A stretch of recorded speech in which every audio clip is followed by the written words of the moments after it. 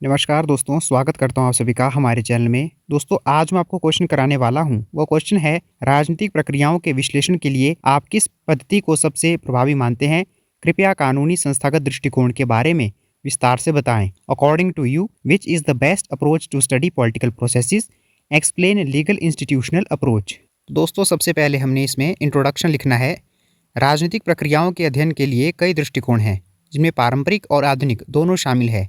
यह कहना मुश्किल है कि सबसे अच्छा दृष्टिकोण कौन सा है, क्योंकि हर दृष्टिकोण की अपनी ताकत और सीमाएं हैं। अध्ययन के उद्देश्य और शोधकर्ता की रुचि के आधार पर विभिन्न दृष्टिकोण अधिक उपयुक्त हो सकते हैं। तो इसमें आप बता सकते हैं कि कौन कौन से दृष्टिकोण हैं, जैसे कि परंपरागत दृष्टिकोण। तो परंपरागत दृष्टिकोण में है दार्शनिक, ऐतिहासिक और कानूनी संस्थागत। और आधुनिक या व्यवहारवादी दृष्टिकोण, इसमें व्यवहारवादी, व्यवस्था उपागम, संरचनात्मक, कार्यात्मक, तुलनात्मक, मनोवैज्ञानिक और आर्थिक सांस्कृतिक दृष्टिकोण। फिर आप लिख सकते हैं कि मेरे विचार में एक संतुलित और व्यापक समझ के लिए विभिन्न दृष्टिकोणों का एकीकरण सबसे अच्छा तरीका हो सकता है। इसका अर्थ है कि केवल एक दृष्टिकोण पर निर्भर रहने के बजाय राजनीतिक प्रक्रियाओं को गहराई से समझने के लिए अलग अलग दृष्टिकोणों की अंतर्दृष्टि का उपयोग किया जाए। तो दोस्तों, इस प्रकार आप कह सकते हैं कि किसी एक दृष्टिकोण को सबसे अच्छा बताने के बजाय जो विभिन्न दृष्टिकोण हैं उनका एकीकरण करके अध्ययन करना चाहिए, क्योंकि हर दृष्टिकोण की अपनी कुछ विशेषताएं हैं और अपनी कुछ कमियां हैं। अगर हम सभी दृष्टिकोणों को एकीकृत करके अपने अध्ययन में उनका उपयोग करेंगे तो हम राजनीतिक प्रक्रियाओं को गहराई से समझ सकते हैं। उदाहरण के लिए, किसी संस्था की औपचारिक संरचना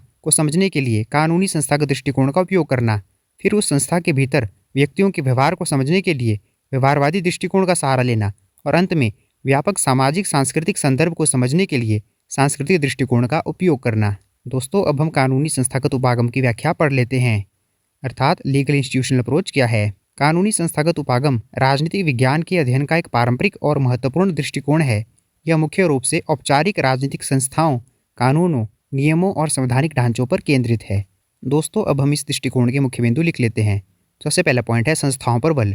यह उपागम सरकार के विभिन्न अंगों जैसे विधायिका, कार्यपालिका और न्यायपालिका के अध्ययन पर विशेष जोर देता है। अगला पॉइंट है कानूनी ढांचा। यह मानता है कि राज्य कानून का निर्माता और प्रवर्तक है, इसलिए यह राजनीतिक प्रक्रियाओं को समझने के लिए कानूनों, संविधान, नियमों और विनियमों के कानूनी और संवैधानिक पहलुओं का अध्ययन करता है। यह इस बात पर ध्यान केंद्रित करता है कि सरकारी निकाय कैसे कानूनी ढांचे के भीतर कार्य करते हैं और उनके कार्यों को कौन से कानून नियंत्रित करते हैं। अगला पॉइंट है औपचारिक संरचना और कार्य। इस दृष्टिकोण के समर्थक यह मानते हैं कि राजनीतिक व्यवहार को समझने के लिए इन औपचारिक संस्थाओं की संरचना, उनके नियम और इनकी कार्यप्रणाली को समझना आवश्यक है। उदाहरण के लिए, एक विधायिका कैसे कानून बनाती है, कार्यपालिका उन्हें कैसे लागू करती है और न्यायपालिका उनकी व्याख्या कैसे करती है, इन सभी का अध्ययन कानूनी संस्थागत उपागम के तहत आता है। अगला पॉइंट है वर्णनात्मक और मानकीय। यह दृष्टिकोण अक्सर संस्थाओं का विस्तृत वर्णन प्रस्तुत करता है।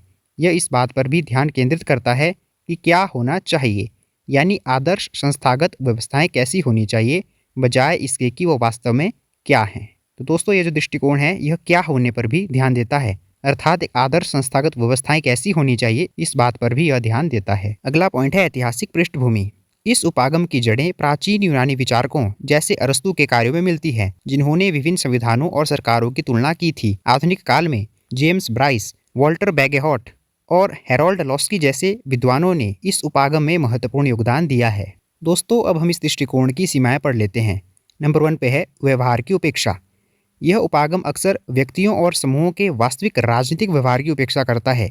यह मानता है कि संस्थाएं व्यक्तियों के व्यवहार को निर्धारित करती हैं, लेकिन यह नहीं देखता कि व्यक्ति और समूह कैसे संस्थाओं को प्रभावित करते हैं या उनके बाहर कार्य करते हैं।